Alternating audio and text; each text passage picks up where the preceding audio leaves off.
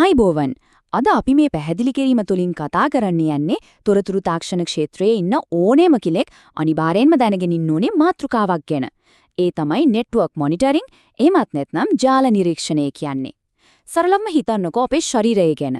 අපි නිරෝගීව ඉන්නවා කියලා තහවුරු කරගන්න වරින් වර වෛද්‍ය පරීක්ෂණ කරගන්නව නේද? අන්න ඒ වගේම තමයි පරිගණක ජාලයක් කියන්නේත් නිරන්තරයෙන් අවධානය යොමු කරන්න ඕනේ සජීවී පද්ධතියක්. ජාලයක් කිසිම බිඳවැටීමක් නැතුව උපරිම කාර්යක්ෂමතාවෙන් පවත්වාගෙන යන්න නම් නිතිපිතා එකේ සෞඛ්‍ය තත්ත්වය පරීක්ෂා කිරීම අත්‍යවශ්‍යයි. ඉතින් අද අපි බලමු මේ ඩිජිටල් සෞඛ්‍ය පරීක්ෂාව ඇත්තටම සිද්ධ වෙන්නේ කොහොමද? ඒකට අපි පාවිච්චි කරන උපක්‍රම මොනවද කියලා. සාමාන්‍ය ආයතනයක් ඇතුලේ නිරීක්ෂණය කරනවා එම නැත්නම් මොනිටර් කරනවා කිව්වම ඔයාලට මතක් වෙන්නේ මොකද්ද? බොස් කෙනෙක් තමන්ගේ සේවකීන්ගේ පරිගණකවලට හොරේ නිබිලා බලනවා වගේ මයික්‍රෝ මැනේජ්මන්ට් වැඩක් නේද? හැබැයි අපි අද කතා කරන IT ෆීල්ඩ් එකේ තියෙන නෙට්වර්ක් මොනිටරින් සංකල්පය ඊට වඩා සම්පූර්ණයෙන්ම වෙනස් දෙයක්.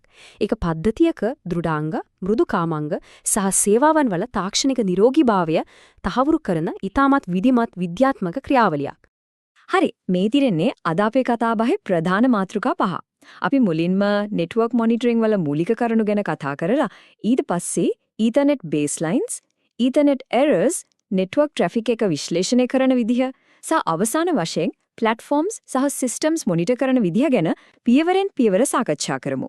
එහෙනම් අපි යමු අපේ පළවෙනි කොටසට ජාල නිරීක්ෂණයේ මූලික කරුණු. එමන්නටම බේසික්ස් of network monitoring. ජාලයකට තියෙන මේ ඩිජිටල් වේදනලාව හරියටම වැඩ කරන්නේ කොහොමද කියලා අපි දැන් බලමු. මොකද්ද මේ නෙට්වර්ක් මොනිටරින් කියන්නේ? සරලවම කිව්වොත් මේකෙන් කරන්නේ දැනට සක්‍රියව පවතින sannivedana ජාලයක් දිගින් දිගටම පරීක්ෂාවට ලක් කරන එකයි. ඇයි අපි එහෙම කරන්නේ? ප්‍රධාන හේතු දෙකක් තියෙනවා. එකක් තමයි ජාලයේ දෝෂ, ඒ කියන්නේ network problems කලින්ම හඳුනාගෙන ඒවා විසඳන එක. අනිත් එක තමයි පද්ධතිය පරිපාලනය කරන්න සහ ඒකේ කාර්යක්ෂමතාවය තවත් වැඩි කරන්න අවශ්‍ය කරන දත්ත සහ සංඛ්‍යා ලේඛන එකතු කරගන්න එක. මේ නිරීක්ෂණය ප්‍රධාන කාණ්ඩ තුනක් යටතේ සිද්ධ වෙනවා. ඒ තමයි දෘඩාංග, හෙවත් hardware, මෘදුකාංග, එහෙමත් නැත්නම් software සහ අන්තර්ජාල සේවාවන්. හරියට අපේ ඇඟේ නහරයක් ඇතුලේ ලේ ගමනාගමනයේ අවහිරයක් නැතුව සිදුවෙනවා කියලා වෛද්‍යවරයෙක් තහවුරු කරගන්නවා වගේ වැඩක් තමයි මේකෙන් කරන්නේ.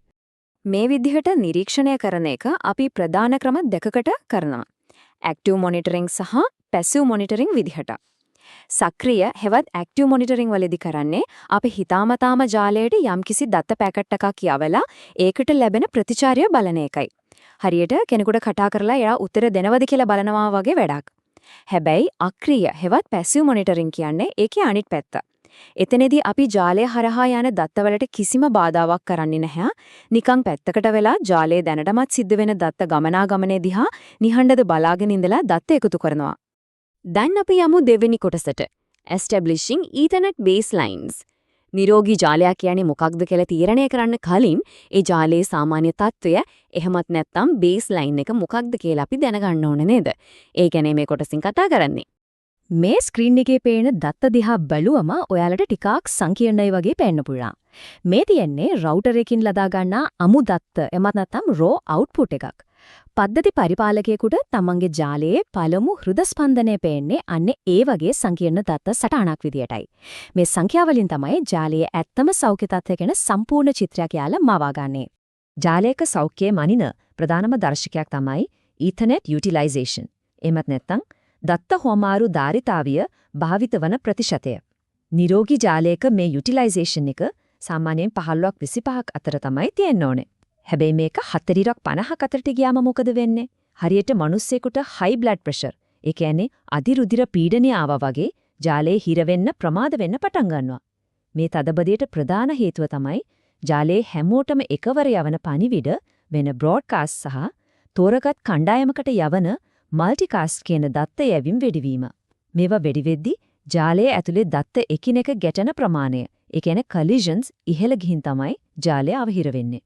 ඔයාලා හිතලා තියෙනවද peak utilization සහ average utilization කියන දෙකේ වෙනස මොකක්ද කියලා? මේක හරිම වැදගත් කාරණාවක්. peak එකක් කියන්නේ හදිසියෙම විශාල දත්ත ප්‍රමාණයක් හුවමාරු වීම නිසා ඇතිවෙන කෙටි කාලීන ක්ෂණික තදබදයක්. හරියට එකපාරටම අපේ heart rate එක වැඩි වෙනවා වගේ. හැබැයි average utilization කියන්නේ දිගු කාලයක් පුරාවට ජාලය පවතින සාමාන්‍ය දත්ත ගමනාගමනයයි. මේ දෙකම වෙන වෙනම නිරීක්ෂණය නොකළොත් අපිට ජාලයේ නියම තත්ත්වය තේරුම් ගන්න අමාරු වෙනවා. මේ භාවිතයේ මනින්න අපි සාමාන්‍යයෙන් කරන්නේ විනාඩි 5ක වගේ කුඩා කාලපරතරයක් තුල දත්ත පැකට් ජාලයට ඇතුළත් වෙන වේගය සහ පිට වෙන වේගය මැන බලන්න එකයි. හැබැයි මතක තියාගන්න එක විනාඩි 5කින් අපිට ජාලයේ සම්පූර්ණ කතාව කියන්න බෑ. ඒ නිසායි අපි මේ වගේ දත්ත පැය 10ක් වගේ දිගු කාලයක් පුරාවට එකතු කරලා ඒකෙන් නිවැරදි ඇවරේජ් එකක්, ඒ කියන්නේ සාමාන්‍ය අගයක් ලබා ගන්නෙ. ඊළඟට තියෙනවා කරන්ට් යුටිලයිසේෂන්. එහෙමත් නැත්නම් වර්තමාන භාවිතය. මේක ගණනය කරන්න අපි විශේෂ සමීකරණයක් භාවිතා කරනවා. මේ සමීකරණයේ තියෙන විශේෂත්වය තමයි මේකදී පරණ දත්තවලට වඩා අලුත්ම දත්තවලට වැඩි බරක් දෙන ක්ෂයවීමේ සාධකයක්. ඒ කියන්නේ ඩීකේ ෆැක්ටර් එකක් පාවිච්චි කරන එක. මේකෙන් ජාලයේ මේ මොහොතේ තත්ත්වය ගැන බොහොම නිවැරදි ක්ෂණික කීවීමක් ලබා ගන්න IT වෘත්තිකින්ද පුරුවන් වෙනවා. හරි. තුන්වෙනි කොටස examining ethernet errors. අපි ජාලයේ නිරෝගී ස්පන්දනය ගැන කතා කළානේ.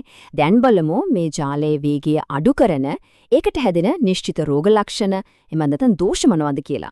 ජාලයක බහුලව දකින්න ලැබෙන දෝෂ කීපයක් තියෙනවා. පළවෙනි එක collisions. එවත් දත්ත ගැටීම්. මේවා යන්තාක් දුරකට සාමාන්‍යයි. ජාලයක ප්‍රශ්න වලින් භාගයක් වෙන්නේ මේවා නිසා.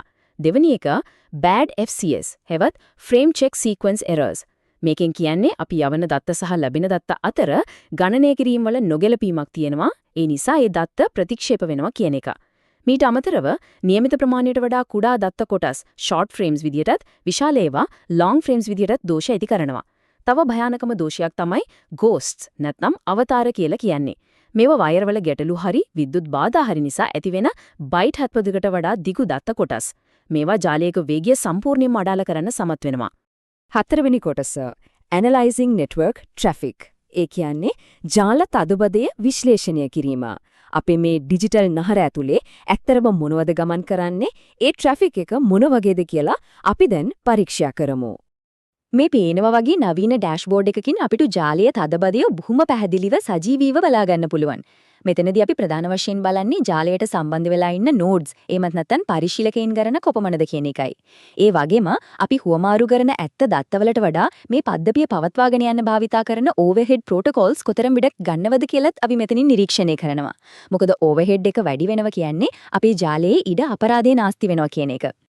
ජාලයක් ඇතුලේ උපාංග එකිනෙක අඳුරගෙන කතා කරන්නේ ප්‍රොටෝකෝල්ස් හරහායි. හරියට එක එක භාෂාවන් වගේ.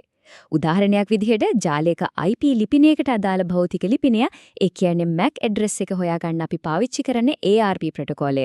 අපි බ්‍රවුසරේ ටයිප් කරන වෙබ් අඩවි නමකට අදාළ IP ලිපිණය හොයලා දෙන්නේ DNS මගින්. ජාලයේ දෝෂ ගැන පණිවිඩය යවන්න ICMPත් රවුටර් වගේ උපාංග කළමනාකරණය කරන්න SNMPත් ඉතාමත් වැදගත් වෙනවා. මේවා හරියට ලේවල තියෙන සෛල වගේ ජාලයේ පැවැත්මට අත්‍යවශ්‍යයි. ජාලයක් නිරීක්ෂණය කරනවා කියන්නේ නිකම්ම දත්ත යන්නේ කොච්චර වේගෙන්ද කියලා බලන එක විතරක් නෙමෙයි.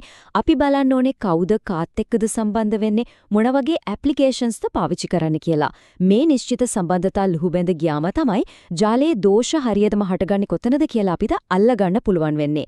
උදාහරණයක් විදිහට එකම IP ලිපිණය දෙවරක් භාවිතා වෙරාද, ලැංගා වෙන්න බැරි උපාංග තීරෝද නැත්නම් දත්තවල ආයු කාලය හේවත් time to live එක ඉවර වෙලාද වගේ ගැඹුරු දේවල් හොයාගන්න පුළුවන් වෙන්නේ මේ විදිහට සම්බන්ධතා නිරීක්ෂණය කිරීමෙන් පමණයි.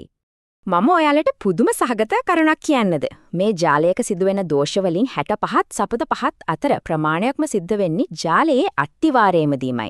ඒ කියන්නේ අපේ OSI මොඩල් එකේ යටින්ම තියෙන physical data link සහ network කියන මේ මූලික ස්තර තුන ඇතුළේදීමයි මේ තරම් විශාල දෝෂ ප්‍රමාණයක් හටගන්නේ.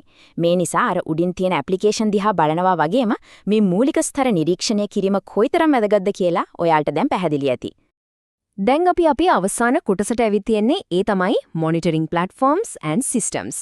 ඒ කියන්නේ මේ මුළු ජාලයම උස්සලාගෙන ඉන්න ප්‍රධාන අවයව වෙන සර්වර්ස් සහ දෘඩාංග පද්ධති නිරීක්ෂණය කිරීම. මෙතනදී අපි මුලින්ම තේරුම් ගන්න ඕන සංකල්පයක් තමයි වැඩ ප්‍රමාණය. හෙවත් workload එක. පද්ධතියක කාර්යක්ෂමතාවයේ බලපාන සාධක සම්පූර්ණයෙන්ම රඳා පවතින්නේ සර්වර් එකේ කාර්යභාරය මතයි. අපි මේකට server workload characterization කියලා කියනවා. උදාහරණයක් විදිහට ෆයිල් සහ print server වලට ලොකු දත්ත ගබඩාවක් සහ ජාල වේගයක් අවශ්‍ය වෙනවා. හැබැයි web server සහ application server වලට දත්ත සැකසුම් වේගය හෙවත් CPU බලය ගොඩක් අවශ්‍යයි. ඒ වගේම පරිශීලකයන් ජාලයට ඇතුළත් කරගන්නා log-on server වලට ජාලය හරහා ඉතා ඉක්මන් sannivedanයක් අවශ්‍ය වෙනවා. ඉතින් මේ එකෙක් server වර්ගයට එන පීඩනය හඳුනාගෙන ඒකට අනුවම ඒවා නිරීක්ෂණය කරන එක අත්‍යවශ්‍යයි. දැන් අපි බලමු දත්ත ගබඩා කරන ටැටි උපපද්ධතිය හෙවත් ඩිස්ක් සබ්සිස්ටම් එක දිහා. මේකේ ක්‍රියාකාරීත්වය නිකම්ම හાર્ඩ් ඩිස්ක් එකේ මත විතරක් නෙමෙයි. ඒකේ පාලක කාඩ් පත හෙවත් ඩිස්ක් කන්ට්‍රෝලර් කාඩ් එක සහ I/O බස් එක එන දේවල් මතත් රඳා පවතිනවා. මෙහිදී අපි මනින තව ප්‍රධාන දෙයක් තමයි පේජිං සහ ස්වැපිං කියන්නේ. ඔයාලා දන්නවද මේකෙන් අදහස් වෙන්නේ මොකක්ද කියලා? පරිගණකයේ ප්‍රධාන මතකය හෙවත් RAM එක පිරුණු වෙලාවට දෘಢ තැටිය කොටසක් తాවකාලික RAM එකක් විදිහට භාවිතා කරන ක්‍රියාවලියට තමයි අපි මේක කියන්නේ. මේ පේජිං සහ ස්වැපිං නිතරම සිද්ධ වෙනවා නම් ඒකෙන් පැහැදිලිවම අදහස් වෙන්නේ අපේ පද්ධතියේ මටකය මදි කියන එකයි. දෝෂ සෙවීම පහසු කරන්න අපි භෞතික තැටියක් හෙවත් ෆිසිකල් ඩිස්ක් එකක් කොටස් වලට වෙන් කරලා තාර්කික තැටි හෙවත් ලොජිකල් ඩිස්ක්ස් නිර්මාණය කරනවා. එතකොට අපිට පුරුවන් එක කොටසක ප්‍රශ්නයක් ආවම ඒක ලේසියෙන්ම හොයාගන්න. මේ තැටිවලට අමතරව සමස්ත පද්ධතියේ නිරෝගී භාවය මනින්න තවත් මූලික කරුණු 3ක් අපි අනිවාර්යෙන්ම බලනවා. ඒ තමයි CPU එකේ දත්ත සැකසුම් වේගය මැනීම, RAM එකේ මතක භාවිතය මැනීම සහ නෙට්වර්ක් කාඩ් එක හරහා තත්පරයකට ගමන් කරන දත්ත ප්‍රමාණය මැනීම. මේ සියල්ලම සමබරව තිබ්බොත් විතරයි අපිට නිරෝගී ජාලයක් පවත්වාගෙන යන්න පුළුවන් වෙන්නේ. අපි අද කතාබහ අවසන් කරන්න කලින් මම ඔයාලට පොඩි ප්‍රශ්නයක් දෙන්නම් කල්පනා කරලා බලන්න. ඔයාලගේ දෛනික අන්තර්ජාල භාවිතය, ඒ කියන්නේ ඔයාලා යවන හැම ඊමේල් එකක්ම, හැම වෙබ් සර්ච් එකක්ම සහ හැම ඩවුන්ලෝඩ් එකක්ම අපේ ජාලයේ සමස්ත සෞඛ්‍යයට කොහොමද බලපාන්නේ? අද අපි ඉගෙනගත්තු මේ ඩිජිටල් මිනුම් යුටිලයිසේෂන් එක වගේ දේවල් ගැන හිතන්දී ඔයාලට තේරෙනවා ඇති අපේ පුංචි ක්‍රියාකාරකමක් වුණත් මේ විශාල ජාලයට කොච්චර බලපෑමක් කරනවද කියලා. මතක තියාගන්න, නිරෝගී ජාලයක් කියන්නේ සාර්ථක ඩිජිටල් අත්දැකීමක හදවත වගේ. මේ පැහැදිලි කිරීමෙන් ඔයාලා අලුත් දෙයක් ඉගෙන ගත්තා කියලා මම විශ්වාස කරනවා. එහෙනම් මේ වගේම තවත් වැදගත් කරුණු රැසකින් නැවත හමු වෙමු. සුබ දවසක්.